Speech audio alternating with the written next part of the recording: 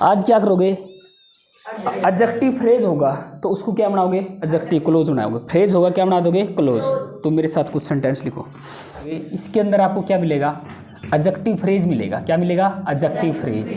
Adjective phrase को हमें change करना है adjective clause. Going to Patna क्या इसमें एडजेक्टिव फ्रेज। देखो कैसे पता चला, द ट्रेन, ये ट्रेन है, ठीक है, ये सब्जेक्ट है यानी ये नाउन है, तो ये सब्जेक्ट है, नाउन है। इस ट्रेन की बात कर रखी है। डायरेक्ट मैं ऐसे बोलूँगा, the train go delayed because of fog. Train क्या हो गई, लेट हो गई। गो डिलेड मतलब लेट हो जाना, बिकॉज ऑफ फॉग, फॉग के कारण यानी कोहरे के कारण ट्रेन क्या हो गई, लेट हो गई। ये सेंटेंस है। अब इसमें लिखा देखो ट्रेन के बारे में बता रखा है, कौन सी ट्रेन है, गोइंग टू पटना, कहाँ जा रही थी, पटना। तो ये क्या आपका एडजेक्टिव फ्रेज, क्या ये एडजेक्टिव फ्रेज। और इसको चेंज करना हमें एडजेक्टिव क्लोज में। और फ्रेज का और क्लोज का मतलब तो जानते हो ना, तो फ्रेज भी ग्रुप ऑफ वर्ड, क्लोज भी ग्रुप ऑफ वर्ड। क्लोज में क्या होती है, एक उसकी खुद की वर्ब होगी और एक सब्जेक्ट होगा, वर्ब होगी इसकी और सब्जेक्ट होगा। तो इसमें कोई वर्ब नहीं है, कोई सब्जेक्ट नहीं है। तो इसी सेंटेंस को देख लो एक बार कैसे बनाएंगे। तो इसको सेम ऐसे लिखूंगा मैं, द ट्रेन ऐसे लिख दूंगा। अब मैंने लास्ट क्लास में बताया था ना, एक वर्ड यूज करते हैं हु किसके लिए, लिविंग बीइंग्स के लिए, और विच किसके लिए, नॉन लिविंग के लिए और एनिमल्स के लिए, और दैट दोनों के लिए। तो इधर ट्रेन है, ट्रेन के लिए हु यूज करेंगे, विच। क्या यूज करेंगे, विच। तो मैं इधर ट्रेन लिख के सेम लिख दूंगा, तो क्या लिख दूंगा, विच। अब गोइंग है, देखो टेंस देखो ना, गोइंग है यानी जा रही थी, यानी पटना जा रही थी, तो विच तो लिख दिया। अब देखो इसको हम बनाएंगे ना, तो क्या करेंगे, वॉज गोइंग। क्या करेंगे, वॉज गोइंग टू पटना, ठीक है। मैंने क्या लिख दिया, the train which was going to Patna, जो पटना जा रही थी। फिर आगे जो सेम लिख दोगे, गो डिलेड बिकॉज ऑफ फॉग, वो क्या होगी, फॉग के कारण क्या होगी, डिले हो गई यानी देर हो गई, उसको देरी हो गई। मतलब बात आगे सुनिए, देखो क्या बनाया मैंने, एडजेक्टिव फ्रेज था गोइंग टू पटना, देखो सेम है, गोइंग टू पटना, पटना जा रही थी, ट्रेन कहाँ जा रही थी, Patna. Which was going to Patna, इसका मतलब भी सेम है। लेकिन इसमें क्या है, ध्यान से देखोगे ना, तो अब इसमें देखो इसका खुद का क्या हो गया, सब्जेक्ट हो गया, खुद का क्या हो गया, सब्जेक्ट, और ये खुद की इसकी क्या होगी, वर्ब हो गई, ठीक है। तो वॉज गोइंग तो लगाना पड़ेगा ना, डायरेक्ट गोइंग नहीं लगा सकते, क्योंकि गोइंग तो ये वर्ब का काम नहीं करती इधर, और इधर वॉज गोइंग के साथ क्या ही वर्ब का काम करेगी, ठीक है। यानी इसका वर्ब है, इसका सब्जेक्ट है, तो ये क्या है, एडजेक्टिव क्लोज। क्या बन गया ये, and sitting on the last benches, ये कह रहा है कि students sitting on the last benches, जो कि है पिछले बेंचों पे बैठे हुए थे, वर नॉट अटेंटिव। अटेंटिव का मतलब उनका ध्यान नहीं था, अटेंटिव का मतलब क्या है, उनका ध्यान है। ये कह रहा है कि वो विद्यार्थी जो लास्ट बेंच पे बैठे हुए थे वो ध्यान से नहीं देख रहे थे, यानी देखो लास्ट बेंच पे होते हैं ना, वो अक्सर कभी पढ़ने वाले नहीं होते, तो ध्यान उनका होता ही नहीं है। तो ये सेंटेंस है, स्टूडेंट जो लास्ट बेंच पे बैठे हुए वो क्या थे, अटेंटिव नहीं थे। अब देखो स्टूडेंट्स के बारे में बता दिया ना, स्टूडेंट कौन से थे, sitting on the last benches, ये कहाँ पे बैठे हुए थे, लास्ट बेंचेज पर। अगर देखो ऐसे है सेंटेंस, तो ऐसे है, स्टूडेंट वेर नॉट अटेंटिव, यानी विद्यार्थियों का ध्यान नहीं था, ठीक है। कौन से विद्यार्थी थे, जो लास्ट बेंच पे बैठे थे। किसी भी नाउन के बारे में, प्रोनाउन के बारे में एक्स्ट्रा इन्फॉर्मेशन क्या होता है, एडजेक्टिव होता है, एडजेक्टिव की तरह काम करेगा। ये ग्रुप ऑफ वर्ड है, तो क्या है, ये एडजेक्टिव फ्रेज। इसको हमें क्या बनाना है, एडजेक्टिव क्लोज बनाना है। अब देखो इधर स्टूडेंट है, स्टूडेंट क्या है, लिविंग बींग्स है, क्या है, लिविंग बींग्स है। इधर देखो विच यूज किया हमने, और इधर हम विच यूज नहीं करेंगे, क्या यूज करेंगे, हु। देखो कैसे करेंगे, मैं लिखूंगा इसका स्टूडेंट्स, सेम लिख दूंगा, मैं लिख दिया स्टूडेंट्स। अब देखो मैं इधर क्या यूज करूंगा, हु, क्योंकि लिविंग बीइंग के लिए यूज करें हु, और नॉन लिविंग के लिए विच, तो हु यूज कर दिया। अब देखो सिटिंग, तो एक नहीं था, ज़्यादा थे ना, तो क्या आएगा, वर सिटिंग। क्या आएगा, were sitting. Student who were sitting on the last benches, on the last benches. इतना लिख के तो ये हमें क्या बना दिया, एडजेक्टिव क्लोज बना दिया। अब देखो इसमें क्या है, खुद की वर्ब है और खुद का सब्जेक्ट है। अब ये वर्ब सिटिंग इसकी क्या है, वर्ब है, और ये क्या बन गया, सब्जेक्ट बन गया। इसकी वर्ब है और सब्जेक्ट है, तो ये क्या बन गया, एडजेक्टिव क्लोज बन गया। Student who were sitting on the last benches, आगे सेम लिखोगे, were not attentive. People living in the country side, देखो कंट्री साइड का मतलब क्या होता है, देखो कंट्री साइड, देखो ऐसे मतलब क्या, कंट्री के साइड में, कंट्री साइड का मतलब होता है गांव में या देहात में। क्या होता है, गांव में या देहात में। तो ये कह रहा है कि लोग living in the country side, जो देहात में रहते हैं यानी गांव में रहते हैं, इंजॉय गुड हेल्थ, उनका जो हेल्थ होती है ना वो अच्छी होती है, यानी मतलब हेल्थ अच्छी होती है किन लोगों की, जो कहाँ पे रहते हैं, गाँव में यानी देहात में रहते हैं। तो living in the country side, ये किसके बारे में बता रहा है, इसके बारे में, इस पीपल के बारे में।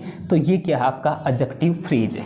क्या क्या ये एडजेक्टिव फ्रेज। कौन से लोग अच्छी हेल्थ को, जैसे पीपल इंजॉय गुड हेल्थ, कौन से पीपल है, living in the country side, जो कहाँ पे रह रहे हैं, देहात में यानी कंट्री साइड में रह रहे हैं। तो ये आपका फ्रेज है, तो इसको क्लोज हम कैसे बनाएंगे, तो पीपल तो हम सेम लिखेंगे पीपल। अब देखो हु क्या यूज करेंगे इसके लिए, हु, क्योंकि लिविंग बींग्स है इनके लिए हम क्या यूज करेंगे, हु। अब देखो लिविंग का मतलब रह रहे हैं, तो एक पर्सन तो है नहीं, कई है, तो क्या आएगा, आर लिविंग, क्या आएगा, आर लिविंग।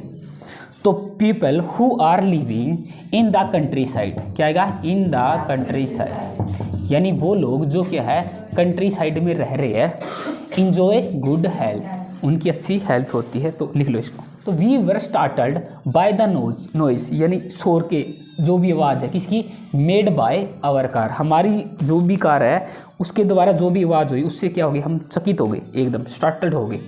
अब देखो अब कौन सा नॉइज है, अब इसके बारे में बता रहे ना, कौन सा है, मेड बाय आवर कार, इस नॉइज के बारे में बता गए, इससे हम क्या हो गए, स्टार्टल्ड हो गए। अब नॉइज के बारे में कुछ बताया, एक्स्ट्रा इन्फॉर्मेशन है, तो ये क्या आपका एडजेक्टिव फ्रेज है। और फ्रेज का हम क्या बनाएंगे, क्लोज बनाएंगे। अब क्लोज बनाएंगे तो देखो किस प्रकार बनाएंगे, ये तो सेम लिखोगे ना, we were startled by the noise, इस नॉइज की बात, इस नॉइज की बात कर रहा है ना, ये नॉइज है, made by our car, made by our car. अब देखो इसके लिए हम यूज करेंगे दैट, क्या करेंगे, दैट, तो that was made by our car, all the books, सारी की सारी बुक्स, वो बुक्स। अब विच यूज करोगे या दैट यूज करोगे, विच भी कर सकते हो और दैट भी, मान लो विच यूज कर लिया, ठीक है, आपने क्या यूज कर दिया, विच यूज कर दिया, क्या यूज कर दिया, विच यूज कर दिया। अब देखो लेइंग ऑन दैट सेल्फ के विच वाज आएगा, वर आएगा, वर आएगा ना, क्योंकि कई बुक थी, ठीक है, तो बुक्स थी ना, तो अगर बुक होती तो वो हो जाता, तो बुक्स है, तो विच वर लेइंग ऑन दैट सेल्फ, इतना लिख के फिर क्या लिख दोगे, सारे आगे सेम लिखोगे ना, were written by the Tagore, ठीक है। एडवर्ब क्लोज क्या होता है, यानी कोई भी क्लोज किसकी तरह काम करेगा, एडवर्ब की, जो एडवर्ब की तरह काम करेगा वो सेंटेंस में वो क्या बनेगा, एडवर्ब क्लोज। अब देखो सबको पता ना, एडवर्ब का पता ना, एडवर्ब क्या होता है, पहला ये चीज़ याद रखना, किसका, वेयर, व्हेन, व्हाई, हाउ, क्या आंसर क्या होगा, एडवर्ब, यानी वेयर, व्हेन, व्हाई, हाउ का आंसर क्या होगा, एडवर्ब। और दूसरी चीज़ ये क्वालिफाई किसका करता है, वर्ब, यानी जो वर्ब की तरह काम करेगा वो ही क्या बनेगा आपका एडवर्ब क्लोज ही बनेगा। अब देखो इसको सेंटेंस को ध्यान से देखो, क्या क्या इसमें अंदर देखो क्या है एडवर्ब क्लोज। अब देखो ये कह रहा है कि ऑन हिज रिटर्न होम, जब वो घर आ रहा था, Sunil found the house burgle, burgle का मतलब होता है मतलब लूट लिया किसी ने, ठीक है, चोरी हो गई। अब ये कह रहा है कि जब वो कहाँ पे था, रास्ते में था, Sunil found the house burgle, उसने क्या पाया कि घर लूट लिया गया। अब देखो अब ध्यान से देखो ये क्या, इसके अंदर क्या मिलेगा आपका एडवर्ब क्लोज।